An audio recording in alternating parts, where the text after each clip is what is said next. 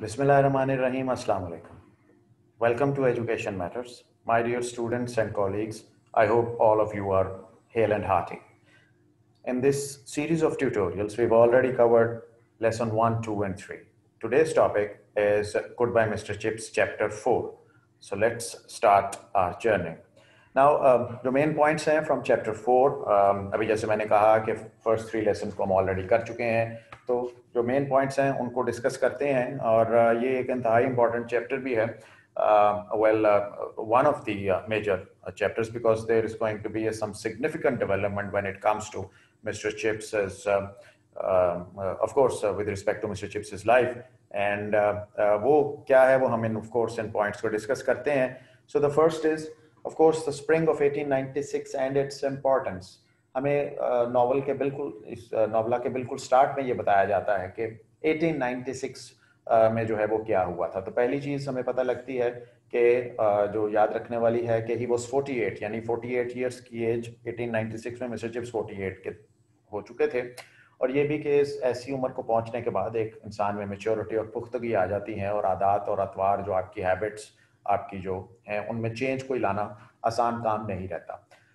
तो एक इम्पॉर्टेंट चीज़ उनकी ये हमें कैरेक्टरिस्टिक्स में से पता लग गई कि ही वॉज 48, और ये भी कि हैबिट्स की बात हो गई। और दूसरा ये कि उन्हें हाउस मास्टरशिप यानी जो एक जो बोर्डिंग स्कूल के वार्डन के तौर पे उनको जो है वो एक अपॉइंट किया गया था। तो इसी दौरान में 1896 में वो गर्मी की छुट्टियों में अपनी समर वेकेशन में अपने दोस्त कॉलीग जिसका नाम राउडन है उसके साथ जो है वो छुट्टी मनाने के लिए एक हिली एरिया जिसका नाम बॉसडेल हेड है, जो कि ऑफ कोर्स विलेज का नाम है इंग्लैंड में। तो ये वहाँ पर बॉसडेल हेड में जाते हैं, और जैसे मैंने कहा कि वो हिली एरिया है, तो वहाँ पे ग्रेट गेबल एक पहाड़ है जहाँ पर के माउंटेनियरिंग जो है वो लोग करते हैं। पहाड़ के ऊपर जो है वो चढ़ के तो उसको जो है वो परफॉर्म अपनी जो है वो करते हैं, एक माउंटेनियरिंग उसको कहा जाता है। तो ये चिप्स जो है वहाँ पे जा रहे हैं, और हमें ये पता लगता है कि चिप्स जब ये वहाँ पर इसी दौरान में पहुँचते हैं, तो हमारा ये नेक्स्ट पॉइंट इस दौरान में हमारे लिए इम्पोर्टेंटली डिस्कस करने के लिए सामने आता है, which is as you can see role of chance and fate. Now role of chance and fate, ये जहाँ मैं पॉइंटर को मूव कर रहा हूँ, chance and fate, we understand fate यानी लक, हमारा मुकद्दर, किस्मत, chance यानी इत्तफाक। तो इत्तफाक से यहाँ पर Chips meets Katherine Bridges, Chips meets Katherine Bridges. Now ये इत्तफाक कैसा है, यानी इसको इस तरह से हम अंडरस्टैंड करेंगे कि ये रोल ऑफ चांस और फेट के अंदर के, यानी जिस वक्त मिस्टर चिप्स जो है ये ग्रेट गेबल पे जा रहे हैं, तो ये इनकी नज़र एक लड़की के ऊपर पड़ती है, कुछ फासले पर मौजूद है, एक इंतहाई नुकीली चट्टान पे, एक डेंजरस लेज के ऊपर खड़े होकर। तो she was moving her hands very in a very feverish manner, बड़ी तेज़ी के साथ जो है वो हाथ को हिला रही थी, और ये समझे कि शायद उसको, इस लड़की को किसी हेल्प की ज़रूरत है। ये तेज़ी से उसकी तरफ बढ़ते हैं, और बजाय इसके कि वो उसकी हेल्प कर सकते, इनका अपना जो है वो ट्विस्ट कर लेते हैं अपने एंकल को, और स्प्रेन एक का जो है वो मोच उसमें जो है वो आ जाती है। और यही वो एक चांस जो है वो मीटिंग है, यानी बजाय इसके कि वो उस लड़की को हेल्प कर सकते, वो खुद उसकी हेल्प जो है वो उस मुश्किल में फंस गए, और उस लड़की को उनकी हेल्प जो है वो करनी पड़ी। सो ये एक इम्पॉर्टेंट डेवलपमेंट है नॉवल के कॉन्टेक्स्ट में, और ये हमारा सेकंड पॉइंट भी जो है वो इसी से रिलेटेड है कि रोल ऑफ चांस या fate Chips meets Katherine Bridges के उस पहाड़ी के ऊपर चढ़ते हुए इनकी इत्तफाकिया एक मुलाकात जो है वो कैथरीन ब्रिजेस से होती है। कैथरीन ब्रिजेस कौन है, ऑफ कोर्स अभी हम आगे डिस्कस करते हैं। फिर हमें नॉवलिस्ट हमें ये बताते हैं आगे उसी इनकी इस मीटिंग के फौरन बाद, chips views about women, mister chips के खवातीन के बारे में ख्यालात।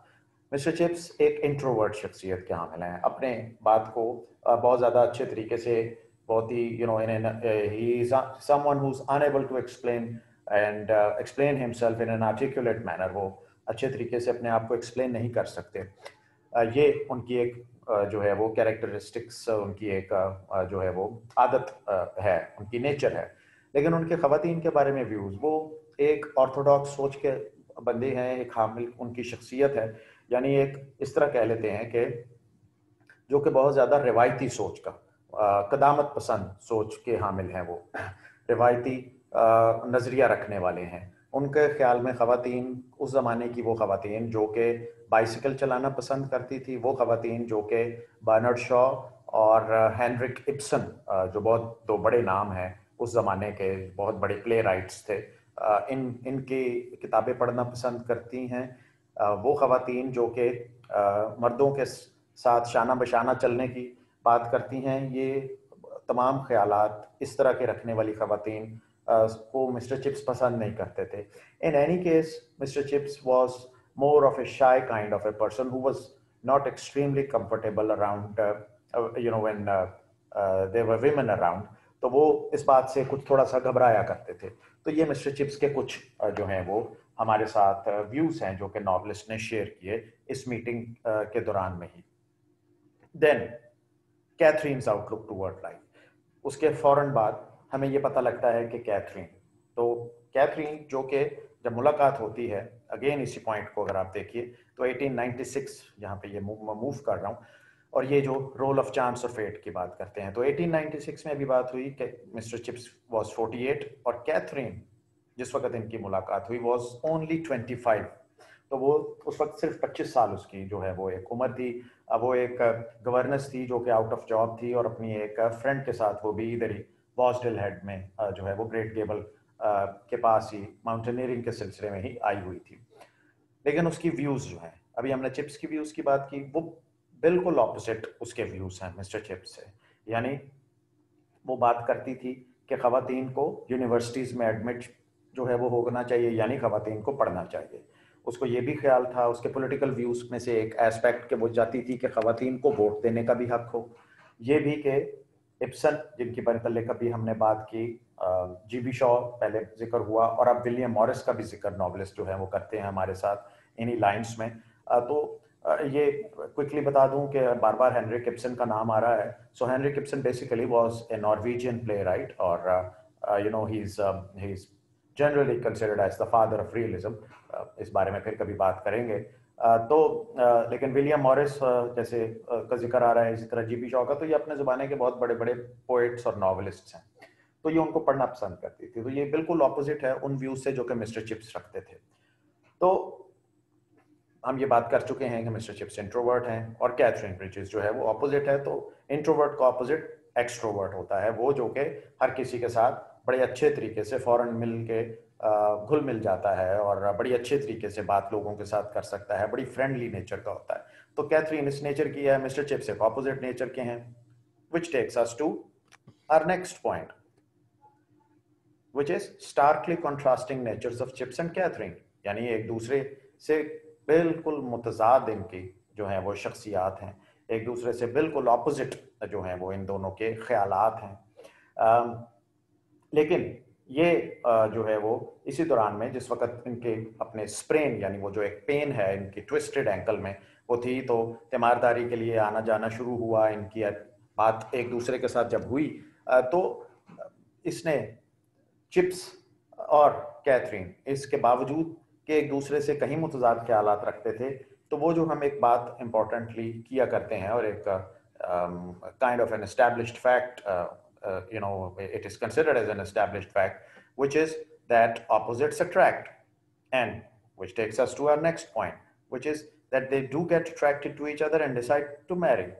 और वो फिर मिस्टर चिप्स चूँकि एक मैच्योर और खामोश तबीयत के आदमी हैं, और ये जो है वो कैथरीन के लिए एक बहुत ज़्यादा अट्रैक्शन का बायस है। और ऑफ कोर्स मिस्टर चिप्स के लिए अट्रैक्शन की बात ये है कि जैसे हम पहले बात कर चुके वो एक ऑपोजिट नेचर की है। सो ये जो दे डू गेट अट्रैक्टेड, और जब वो एक इस तरह से अट्रैक्ट होते हैं तो they finally decide to marry. तो यहाँ पर ही चैप्टर जो है वो 4 हमारा ख़त्म होता है, और उन्होंने जो है वो फर्दर जो उनकी मैरिज है और उससे रिलेटेड आगे जो तमाम इवेंट्स हैं वो चैप्टर 5 में है। ऑफ कोर्स वो हम जब चैप्टर 5 पढ़ेंगे तो उसमें डिस्कस करेंगे, बट ऑल इन ऑल इस स्क्रीन के ऊपर जो आप देख रहे हैं ये तमाम पॉइंट्स हैं जो कि चैप्टर 4 को जो है वो काफ़ी सफिशिएंटली कवर करते हैं।